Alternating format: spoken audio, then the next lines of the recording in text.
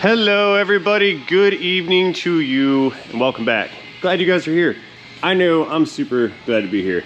Now I say good evening to you because it is in fact the evening. That is right, I am here out at the shop. I'm here after hours and I'm here late because I wanted to make some more progress on Project Escarado or Silverado or Escalatorado, whatever we want to call it. It has not gotten a name yet, but those are the three contenders so far. Anyway, what I wanted to do this evening, and the reason I stayed late, is I was doing some more work on my supplemental electricity power supply system that I have installed back inside of my toolbox. The last time we had visited this truck, I did a bunch, or I kind of gave a tour on all the interior updates that I had done. We were doing some work on the electrical system, and I had finally finalized some of the connections. Last time I was here late on this, I installed some Yukon sun visors. I do get that these are the wrong color, but I wanted to proof of concept them before I took them back apart and reupholstered them. What I had to do to accommodate this particular style of sun visor was we actually had to move the clip in the headliner from this area over to this area, and because of that I had to find the metal clip that was attached to the top of the cab behind the headliner, unclip that clip, move it over, and then cut a new hole in the unit here. We also, whoa, gravitas, sideways gravitas. We also had to run some new wires to connect the lights, vanity lights. So that was the other reason why I wanted to switch out to these types of mirrors, is both of these mirrors have vanity lights when the Silverado mirrors never had any vanity lights.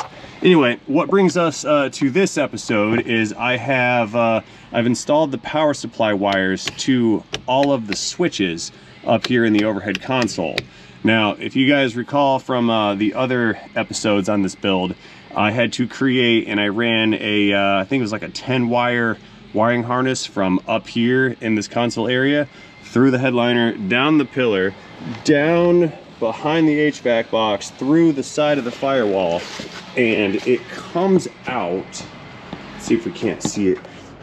Yep, there it is down there. It comes out from inside of the cab, goes behind the battery, down into the frame rail, and then it runs all the way back inside of the frame rail, and it comes up through the bed, up through the bottom of this toolbox, and then that harness is supposed to terminate, well, it does terminate right here. Now we can see I have one circuit already connected. So right there, that goes to this golf cart motor solenoid that I'm using as a connection solenoid between this large D4 battery and the two regular batteries up in the front of the truck. So I realize that this harness is kind of a mess right now. I would like to point out that all of these circuits right here are connected to one of the switches up there, with the exception of 3. There's more circuits than there are switches, but I figured I would run extra wires in case I needed them later. Anyway, what we're going to do later on, and not going to happen anywhere near today, is we're going to take those terminated connectors and we're going to connect those to the relay power supply wires, or the relay trigger wires rather, trigger cap, inside of this pre-built fuse box, if I can't get it open. Yep, so we've got 4 relays in here as well as 4 additional circuits. So we've got an 8-circuit box here. 4 relays will be powered, and then I can also run 4 other loads on the system if I chose to. Anyway, what we'll need to do later on is I have to build a box to mount this box on. Then we're going to take the big cable, connect that to the power supply, which is going to be the secondary power system. And then we have to wire up all the different loads that the truck is going to have. A couple of those are going to be this forward-facing light bar right here, the rear-facing light bar here, the fuel pump right here, and I haven't decided on what I'm going to do with the other circuit yet, the other relayed circuit. Those are all heavy current loads right there, so I definitely want to run the relays with those. If I do like interior lights inside of this box, or like some bed lights or something like that, I can just use the non-relayed circuits and draw power from those. Anyway, but that will happen. That'll have to happen later on. So anyway, the reason for this video, now that we're all on the same page with what's going on here with this electrical system, sort of, what I want to do is revisit and kind of redo the proof of concept video. So to refresh everybody, I've got a 200 amp hour deep cycle, I think it's a Renogy battery, 12 volt battery in the back of this truck. I mean, the thing's, it's ginormous, okay? I've got one, I think it's a 6,000 watt sine wave inverter, and then another 2,000 watt sine wave inverter. Now the big inverter down there, I have that connected to this power strip that you'll see right here on the back of the box. The way that I've designed this system is these inverters run independently off of the power solely from this battery. So it's pretty much a self-contained emergency power supply system. I do plan on putting like a solar panel up there and installing a little charge controller just to maintain that. Let's say the vehicle's parked for a few days or whatever and I happen to run some loads. What that'll guarantee is that that battery always maintains its optimum level of charge. Now, where this system gets good is how I've integrated this power system into the vehicle's electrical system for charging purposes, auxiliary amp purposes, and pretty much any other purpose I so desire. As I mentioned earlier, we have this 300, I think it's a 300 amp golf cart motor relay. Now, or solenoid rather. Now, half of this solenoid runs to this junction block down here, and then that feeds power, of course, over to the battery. The other side of this solenoid, again, also runs down into the frame of the vehicle, down through, see that wiring harness, that hole right there?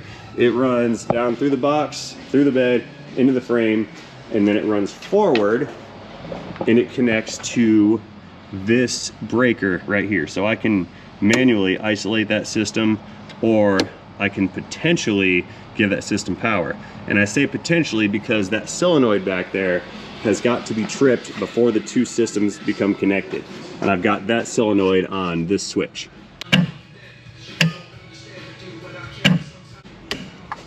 Now, real quick, I'd like to point out that our current electrical power voltage on the primary system in the front of the truck here is at 12.8. Now, I know the battery out back is a little bit lower because I had the inverters on earlier and I ran some load. So what we're gonna do is connect the two systems together. We're gonna watch this voltage fall as the system attempts to equalize. Watch this, we're gonna hit the button. 12.7, that's enough. Button off. Back up to 12.8. So what happened is when I connected those two systems, when that solenoid was actuated, it effectively made the two batteries up front connected with the big battery in the back, and it tied them all together. And that caused the voltage of both systems to equalize and become the same voltage. So let's say the fronts were at 12.7 or 12.9 maybe, and the one in the back was at 12.6 or 12.5, they would find somewhere in the middle and they would equalize as they're connected. Now the reason for that is, let's say I'm running a bunch of loads in the back of the truck for a period of time, I can go ahead, connect the two systems, and then what that will do is it'll utilize this vehicle's charging system in order to maintain a charge and supply amperage back to this power system back here. And that is what I intend to prove today with some loads, some voltmeters, and some amp meters. So the first thing we must do here is power on the inverters, and we're going to begin to draw some load off of this system. So we'll fire that one up just for fun. We'll turn the big one on right down there, and our power strip is now turned on. Okay, now look at here, we've got AC output voltage on this big inverter as well as DC input voltage, which is telling us we're at 12.8 input and it's making 120 volts at its output. Let's verify that with another meter that will tell us what the voltage is on the output side. And we're looking 119.3 is what it says, and down here it's saying 120, so that's 0.8 of a volt off. That is close enough for me. I'll take that. Okay, we're going to need a voltmeter, and then we're going to need the amp clamp as well. We're using multiple meters. Okay, first off, we'll take the fluke meter, turn that on to DC voltage, and get this guy connected. So we will connect, put that one straight to ground right there, and that leaves our power side to check.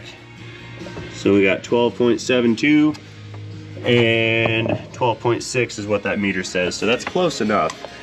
Let's take the other meter here. We're going to turn that one on volts, and we're going to be utilizing an amp clamp. So what we'll do is stick that onto, let's just go for the positive wire. It's saying we're drawing power already. So let's shut off everything real fast and see if that thing falls down to no current draw. Okay, looking good. Nothing is coming in and out of this battery right now. Let's go ahead and power it back up. And not much is going through, 3 amps. So here, let's plug in our handy dandy heat gun that's bent. And we're gonna see if this thing is drawing, or if this meter is metering properly. So we're gonna go ahead and fire this thing up. So keep in mind, this is running off of battery power. So we should expect, that's fine. We should expect voltage to drop out of this battery. And we're down to 12. Let's see how many amps we're drawing here. This is AC amps. It's pulling 11.3 AC amps. And over here on the DC side, it's saying it's pulling 70 amps out of that battery right there. Let me go check and make sure I don't have these two systems tied together. I think I do, because I want to see like 100 or so amps. It should be roughly around like a 10-to-1 ratio, and yeah, I left that connected. Okay, check it out. Look, primary side is down to 12.2 volts.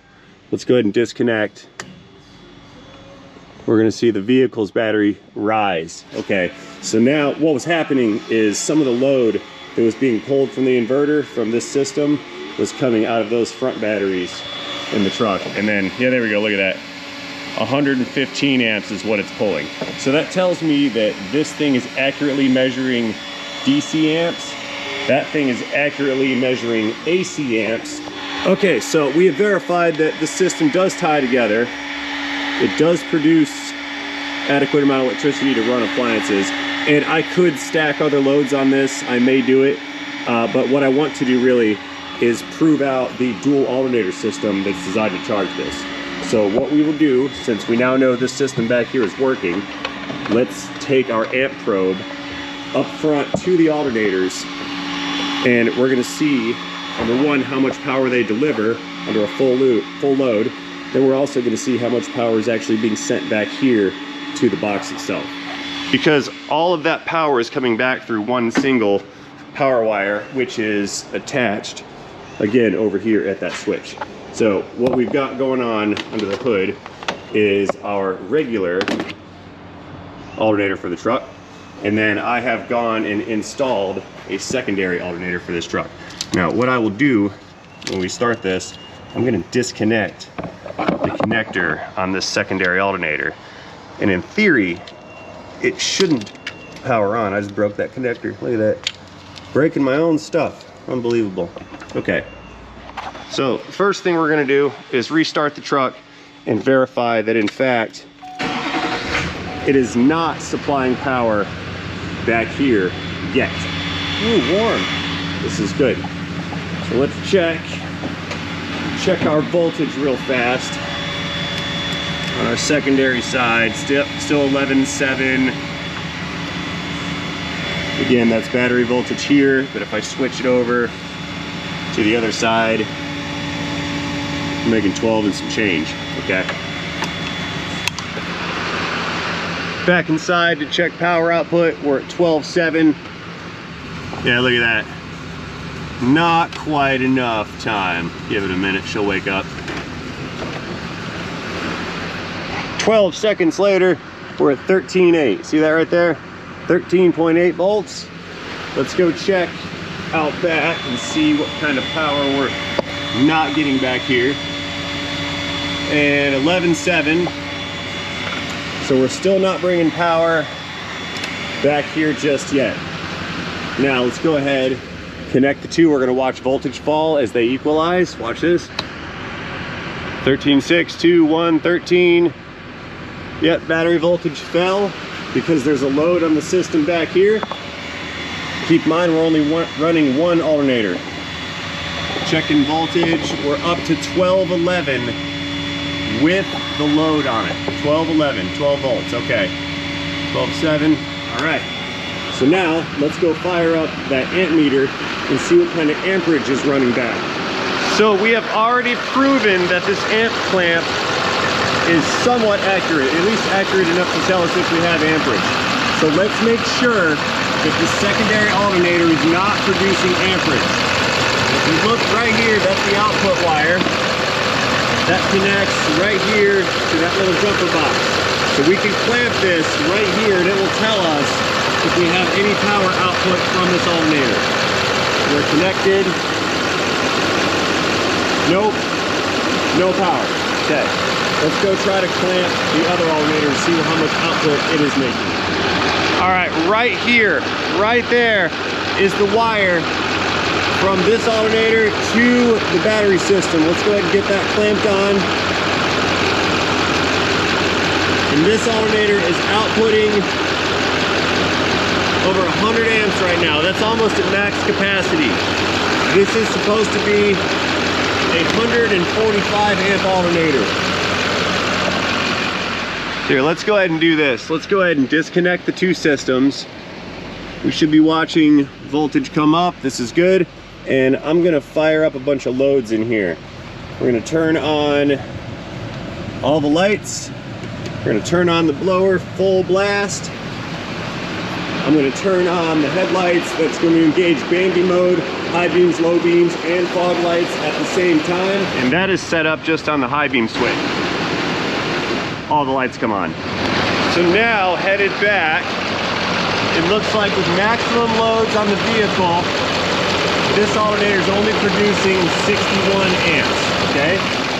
So let's see what it does when we power it back on. 14 volts, 13.9.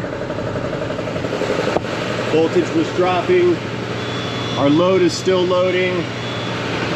And single alternator output, it's up to 107 amps. Let's add some more load to it. What do you say?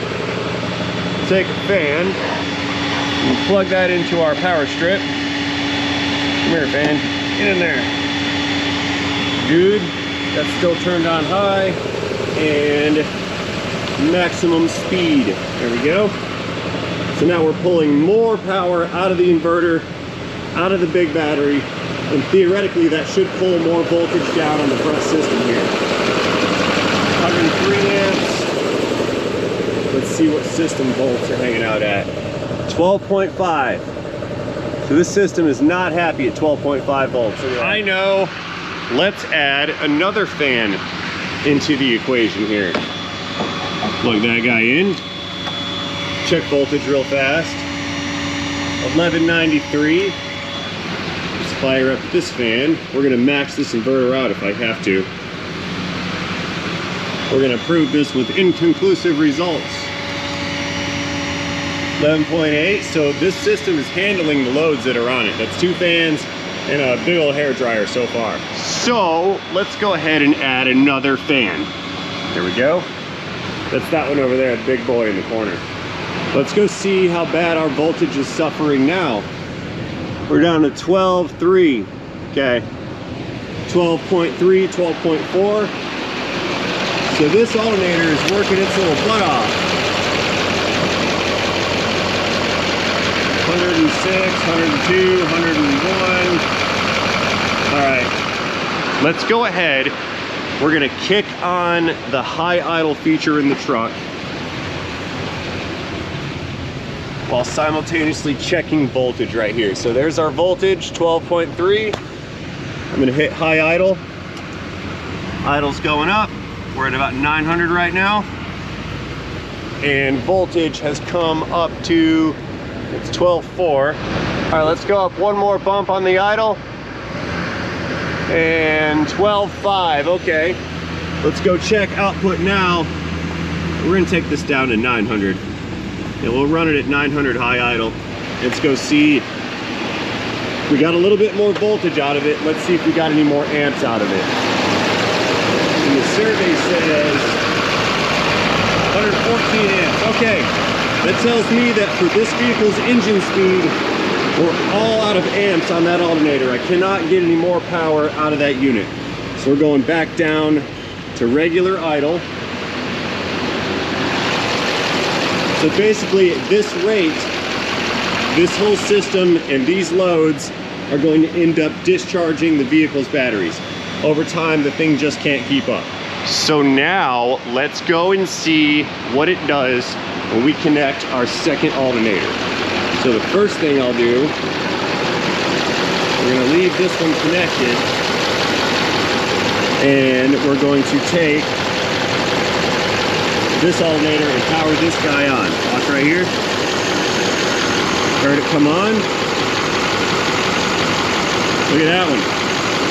Now alternator number 1 is dropping in its output.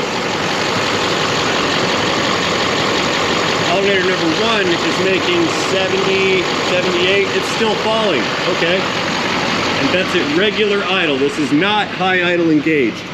Let's check voltage. Look at there. 13.2. So we took an alternator that was maxed out and could not chooch anymore. We gave it an assistant, and now it's back down to its nominal operating amp output of 70, 65, something like that. Let's remove the clamp from the primary alternator.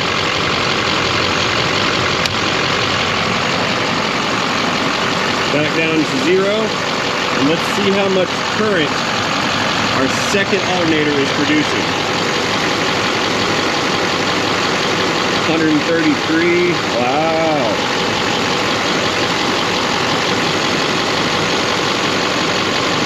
That thing's running it's running away. Probably because we have an overdrive pulley on this alternator. That would actually spin faster than that one. So this is making 115 amps. That one is, what, making 70, 65? So this alternator seems to want to take over because it's got a better pulley. Let's go out back and check on all of our loads. We got the hair dryer drying, blowing the fan on it, circulating the diesel exhaust, times 2 fans, get it? And our voltage back here, 12 volts, okay. So here, what I'll do, I'm gonna disconnect this again, and I'm gonna put the battery system out back in a state of discharge. So I'm gonna continue to run all the loads, but it's just running off the battery, not the alternators, and it's gonna bring this system down. Meanwhile, I'm gonna bring in additional loads to put on this, and we're gonna max out these inverters. Once they're maxed out, we'll take a voltage measurement with the meter. We're then gonna reconnect the system, and we're gonna see if the alternators can keep up with the new demand. And if we need to, we can bump up high idle to see if it can stabilize and sustain those loads. More fans coming in. Fantastic. Hot, fantastic, get it? Let's plug that guy in, and maximum, where's my on button? That one. Full speed ahead, more fan action. And we'll put that one there to blow the exhaust out. Hey, looky here. The inverters are starting to talk to us. I can hear them making noises. We're down to 10 volts DC, 113 volts output. The fans are running to cool off the inverters, as well as this fan, or this inverter over here as well. Cool, everybody's flowing. This is good. Still down at 11 volts on our battery. Let's add more load to the equation. We've got another fan. Uh-oh. That's all she's got. Which inverter was doing that? This one? Those are low voltage alarms. Ruh-roh. So we've reached the maximum current output of that battery, I think. Let's grab the meter and see how much, how many amps is being pulled from that battery.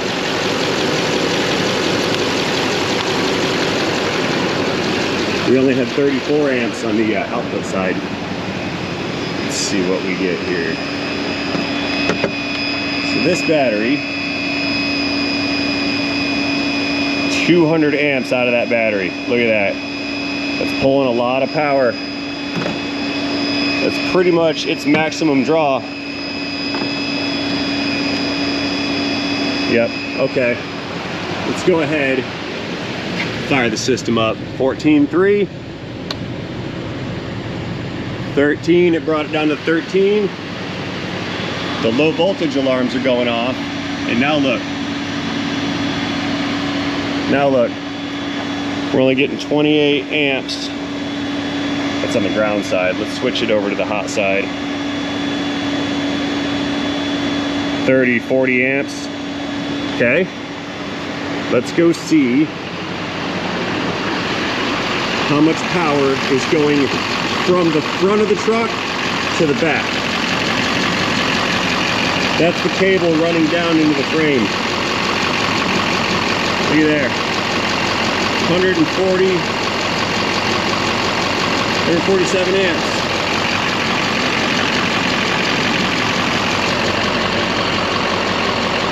$150, $154, $155. Okay. So it's making some power, and it's sending all that power right back through here. So now that our low voltage alarms have stopped going off, let's add more load. We're gonna plug this fan in, and then we're gonna plug the rest of the shop in to this fan over here, because why not? It's got a breaker on it, no worries. Plug that in. Let's go hit the switch, turn on the wall. Voila! Okay, it's on, but I hear the alarms going off again. What do we got? Yeah, 10 volts. I don't think this system can perform or pull any more amps out of it. I have an idea. Let's do the switcheroo here. Plug that one in there. Then we'll plug the shop wall in to this inverter. This one's making output 900 watts, 800 watts. 11.5 volts. Okay, so that's with the heater. 1 fan, 2, 3, 4, 5 fans, some lights, more lights. Let's go check total current, 170 amps. Woo! Sending some power back. Let's step the idle up a little bit. Stage 1, increase idle. There we go.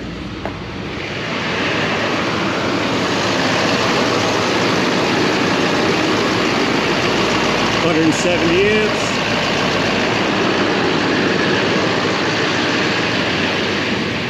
Let's see what our voltage is looking like on the truck side.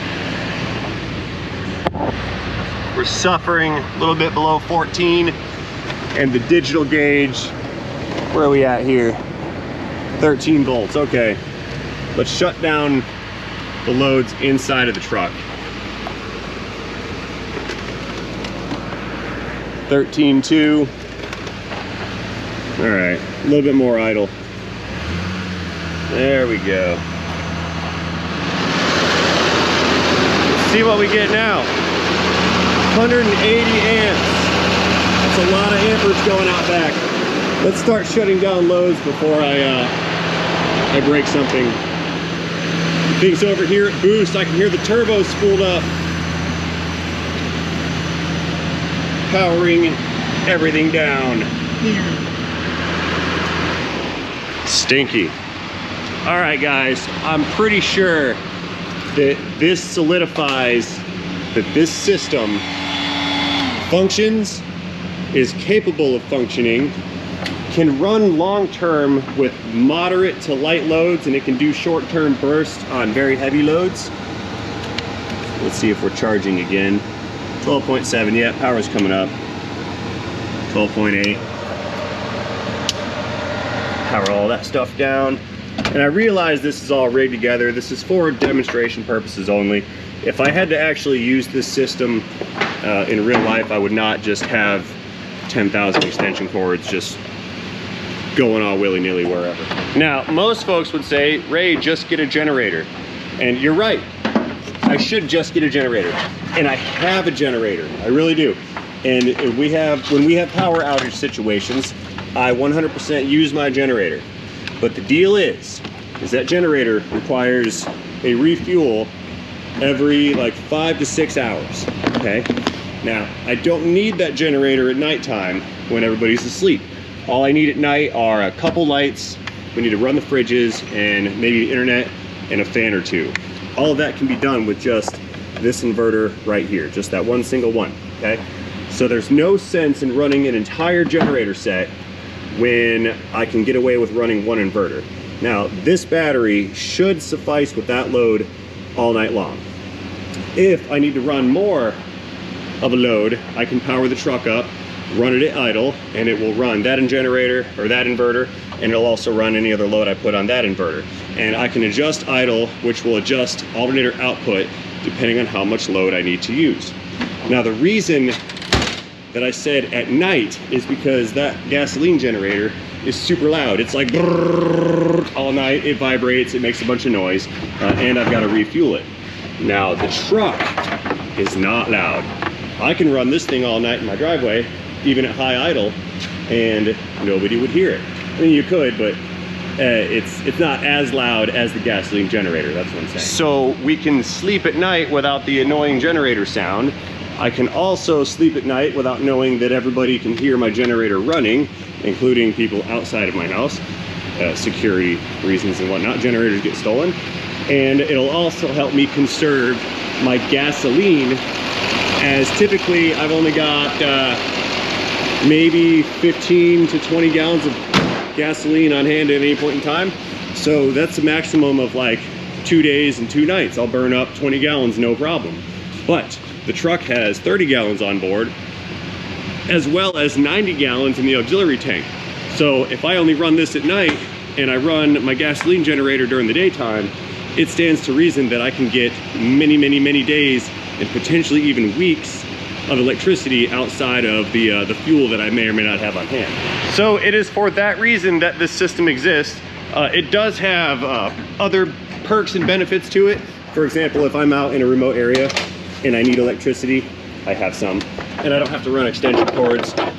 But back to the point of this video, I'm glad that I had the opportunity to explain to everybody kind of my position on why I built this. I'm glad I was able to hopefully shed some light on the proof of concept here and prove that it in fact does work. There's some heat in this thing. It does in fact work, and it will work, especially in an emergency situation, which is exactly why it's here. So I'm happy with it. I like it. I think it will work out very well for me and for my practical purposes. It may not work for everybody, but I'm good with it. Plus, I get all these really cool switches and stuff in here. But anyway, guys, like I said earlier, it is dark out. It's late at night. I'm packing this up. I'm ready to go home. So I'm gonna go ahead and close this video out right now. I will do such things as always by thanking each and every one of you guys for watching this video. As always, I hope you enjoyed this video. If you did enjoy this video, please let me know what you think about it in the comment section down below. Do not forget to tap that like button while you're down there. And most importantly, have yourselves a fantastic day. See you guys later in a video, in a Chevrolet, in a power station, in a transmission.